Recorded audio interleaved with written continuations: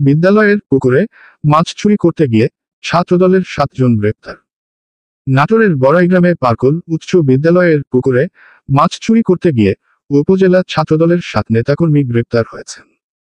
রোববার 15 ডিসেম্বর ভোরে উপজেলার পার্কল গ্রামে ঘটনা ঘটে।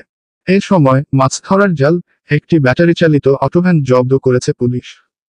এ ঘটনায় বিদ্যালয়ের অভিভাবক সদস্য ইব্রাহিম হোসেন বাদী হয়ে বড়াইগ্রাম থানায় মামলা করেছেন। গ্রেপ্তারকৃতরা হলেন বনপাড়া ছাত্রদলের সভাপতি সোহেল রানা, বনপাড়া পৌর ছাত্রদলের সদস্য আলমগীর হোসেন, বয়স 25, কৌশিক আহমেদ, জামিল হোসেন, রাজু আহমেদ, তুষার হোসেন, সুমন আলী, আমজেল হোসেন প্রমুখ।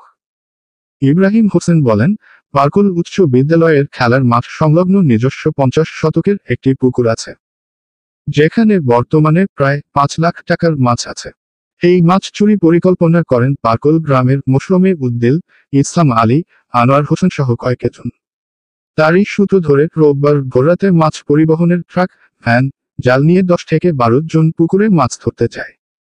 স্কুলের নাইটর গার্ড আমজাদ হোসনে বিষয়টি দেখতে পেয়ে চিৎকার শুরু করলে গ্রামবাসী দলবদ্ধভাবে তাদেরকে ঘিরে ফেলে।